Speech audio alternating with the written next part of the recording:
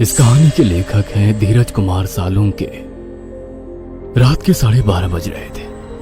कोल्हापुर में धाराशिव जाने वाली सीनियर कॉलेज के छात्रों की बस जंगल के रास्ते से गुजर रही थी। ट्रिप खत्म करके वे वापस धाराशिव आ रहे थे। दिन भर मौज मस्ती करने की वजह से सभी छात्र थक कर सो गए थे। दरवाजे की सीट के पास विकास सर और सुशील सर खर्राटे ले रहे थे। बस ड्राइवर विजय मामा भी नींद में बस चला रहे थे। उनके बगल वाली सीट पर प्यून पांडु मामा बैठे हुए थे कि तभी बस के सामने जंगली सुअरों का झुंड आया। विजय मामा ने बस जंगल में रोक दी।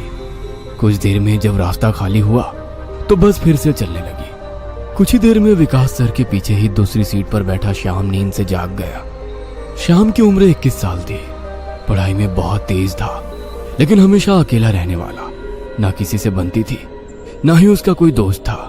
वह दूसरी सीट पर अकेला बैठा हुआ था। सर, टॉयलेट जाना है। सर ने आधी आंखें खोलकर खिड़की से बाहर देखा। बस अभी भी जंगल में ही थी। थोड़ी देर बैठ जाओ, जब जंगल खत्म होगा तब मुझे उठा दो, मैं बस रोक दूंगा।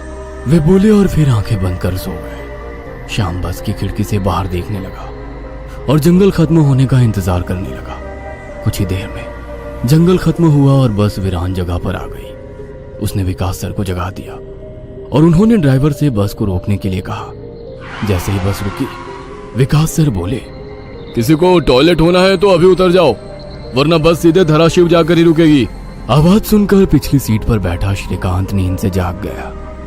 विकास सर टॉर्च लेकर पहले बस से बाहर उतर गए। उनके पीछे पीछे श्याम और श्रीकांत भी उतरे और वो दोनों अलग अलग झाड़ी के पीछे टॉयलेट करने गए। श्याम टॉयलेट करके वापस आया, लेकिन श्रीकांत अभी भी नहीं आया था कि तभी श्रीकांत जोर से चिल्लाया। उसकी आवाज सुनकर विकास सर और श्याम उसकी ओर भागे, लेकिन तभी श्रीकांत झाड़ी से बाहर आया। क्या हुआ, क्यों चिल्लाए थे? कुछ नहीं सर, चप्पल से होकर कांटा पैर में चुभा। उसकी आवाज सुनकर ड्राइवर और प्यून भी नीचे उतरे थे। वो सब बस में वापस चढ़ने ही वाले थे कि तभी एक बाइक बस के सामने आकर रुक गई। अरे भाई साहब, यहाँ के नहीं हो क्या आप? क्या आपको पता नहीं कि इस रास्ते पर लोगों को हमेशा चकवा लगता है? बाइक चलाने वाला बोला। चकवा नाम सुनकर विकास सर बोले, हाँ पता है, हम बस निकल ही रहे हैं। और वो सब बस में बैठ गए। सर, वो आदमी किस चकवे के बारे में बात कर रहा था? प्यून ने अगली सीट से ही मुड़कर विकास सर से पूछा। हिंदी में चकवा मतलब छलावा, छलावा मतलब भूत। कहते हैं जो लोग रात में सफर करते हुए मरते हैं उनकी आत्मा छलावा बन जाती है। छलावा रात को सफर करते हुए यात्रियों को पकड़ लेता है और उन्हें अपने गंतव्य स्थल तक पहुंचने ही नहीं देता। वो बस उन्हें उसी जगह पर घुमाते रहता है। कितना भी भाग लो या फिर गाड़ी तेज भगाओ, आप उसी जगह पर आ पहुंच जाओगे जहां आपको छलावा ने पकड़ लिया था। या फिर वो लोग रास्ते से भटक जाएंगे और उस जगह पहुंच जाएंगे जहां पर छलावा उन्हें ले जाना चाहता है, विकास सर ने बताया। इसके बाद ड्राइवर बोला, और यात्री रात भर उसी जगह पर बार बार घूमते हैं। वो तब तक रास्ता भटकते हैं जब तक सूरज ना उगे। जैसे ही सूरज उगता है उनकी ताकत कम हो जाती है। मेरे कुछ ड्राइवर दोस्त हैं, उनको भी छलावे ने पकड़ लिया था। कहते हैं छलावा बस उन्हीं यात्रियों को पकड़ता है जो थके हुए होते हैं, क्योंकि उन पर हावी होना बहुत आसान होता है ना। फिर तो छलावा बहुत ही खतरनाक है। प्यून घबराते हुए बोला, अरे कुछ खतरनाक वतरनाक नहीं है, ये सब अंधविश्वास है। ड्राइवर जब थक जाता है तो रात में उसे रास्ता समझना मुश्किल हो जाता है, इसलिए उसे भ्रम हो जाते हैं और वो रास्ता भटकता है। इसे ही अनपढ़ लोगों ने भूत यानी चकवा या छलावा का नाम दिया है, विकास सर बोले। यह सभी बातें श्याम और श्रीकांत सुन रहे थे। नहीं सर, छलावे होते हैं और कुछ छलावे तो जानलेवा भी होते हैं। मेरे दादाजी को छलावे ने इतना परेशान किया था कि मरते मरते बचे थे। रात को जितने भी एक्सीडेंट होते हैं उनमें से कुछ ना कुछ एक्सीडेंट छलावे के कारण ही होते हैं। वो रात के बेरहम शिकार होते हैं। यात्रियों की थकान और डर ही उनकी ताकत होती है। शिकारियों की तरह ही वे यात्रियों को डराते हैं, भगाते हैं और उनकी जान लेकर उनका शिकार करते हैं। हमें बस इतना पता चलता है कि कार एक्सीडेंट में उनकी मौत हो गई है, लेकिन मौत का कारण छलावा ही होता है सर। श्याम ने डरावनी आवाज में कहा। सर, इस का कुछ मत सुनो, इसकी बुआ राइटर है, उन्हीं से सुनी होंगी ये बातें। और राइटर लोगों का तो काम ही होता है बातें बनाना, उसी से तो उनका घर चलता है। पिछली सीट पर बैठे श्रीकांत ने कहा। श्रीकांत, चुप हो जाओ और सो जाओ, उन्होंने डांटते हुए कहा। और उसके बाद सभी लोगों ने आंखें बंद कर ली और सो गए। कुछ समय बीता। श्याम अभी भी जाग रहा था और खिड़की से बाहर देख रहा था। बस किसी जंगल के बीचों बीच से गुजर रही थी कि तभी उसने देखा कि रास्ते के किनारे एक बंद पड़ी चाय की टपरी है। लेकिन ये चाय की टपरी तो मैंने पीछे भी पहले वाले जंगल में देखी थी। वह मन ही मन बोला और खिड़की के बाहर देखने लगा। तब उसे पता चला कि वो तो वही जंगल है जो वीरान जगह से पहले आया था। वह भागते हुए ड्राइवर के पास गया। विजय मामा नींद में बस चला रहे थे, बीच बीच में आंखें झपका रहे थे। विजय मामा, बस कौन से जंगल में है? होगी किसी जंगल में। रास्ते में जंगल कम है क्या? नहीं मामा, हम वापस उसी जंगल में पहुंच गए हैं जहां पर बस के सामने जंगली सुअर आ गए थे।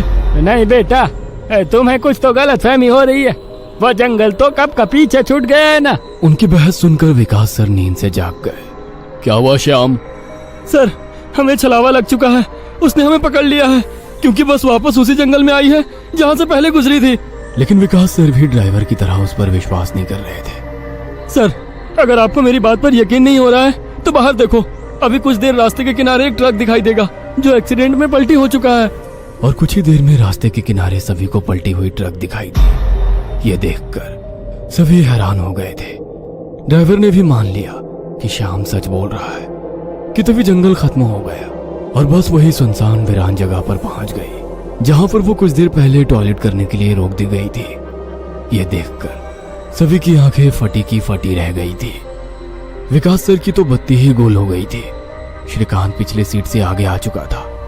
सबके चेहरे का रंग उड़ गया था। बस अभी भी रास्ते पर चल रही थी कि तभी वो फिर से वापस वही जंगल में पहुंच गई। वह सभी जान गए कि उन्हें छलावा ने पकड़ लिया है। ड्राइवर कोई दूसरा रास्ता मिलता है या नहीं ये देख रहा था, लेकिन फिर भी बस वापस उसी जंगल में आ जाती थी। ऐसा लग रहा था कि मानो पूरी दुनिया में बस वही एक रास्ता है जो घूम फिर कर उसी जंगल में ले आता है। सर, अभी इस छलावे से कैसे निकले? मैंने सुना है कि छलावे से बाहर तभी निकल सकते हैं जब सुबह हो जाए। इसका मतलब हमें रात भर इसी सड़क से गुजरना होगा, जंगल से वीराने में और वीराने से जंगल में। क्यों ना हम सुबह होने का इंतजार करते हुए उसी वीरान जगह पर रुक जाए। ड्राइवर बस चलाते हुए बोला। लेकिन शायद मैंने सुना है कि छलावे में रुकना ठीक बात नहीं है। नहीं सर, मेरी बुआ ने बताया था कि अगर सेफ जगह मिल जाए तो रुकने में कोई परेशानी नहीं है। बस इतना ही पता है तुम्हें? और कोई तरीका नहीं है क्या? है, लेकिन वो अभी के लिए नहीं है। और वैसे भी अगर जिस छलावे ने हमें पकड़ा है, अगर वो कमजोर हुआ तो उसकी शक्तियाँ कुछ ही देर में कमजोर हो जाएंगी और हम छलावे से छूट जाएंगे। फिर वो छलावा हमें नहीं पकड़ सकता। इन सभी की बातें सुनकर सोए हुए सुशील सर जाग गए। अरे क्या हुआ? आ गया क्या मेरा बोरगांव? सुशील सर उबासी लेते हुए बोले। तभी सभी ने उन्हें घटी हुई घटना बता दी। यह सुनकर सुशील सर के तो मानो होश ही उड़ गए। लेकिन तभी ड्राइवर जोर से चिल्लाया, सर, आगे एक गांव आया है। यह सुनकर सभी लोग ड्राइवर की तरफ भागे। तब उन्हें रास्ते के किनारे एक बोर्ड दिखाई दिया जिस पर लिखा था, बोरगांव में आपका स्वागत है। यह देख सुशील सर जोर से चिल्लाए, ये तो मेरा गांव है, लेकिन हम यहाँ इतने जल्दी कैसे पहुँचे? हमें तो कोल्हापुर से निकले मुश्किल से 2 घंटे हो गए हैं और मेरा गांव कोल्हापुर से 6-7 घंटे की दूरी पर है।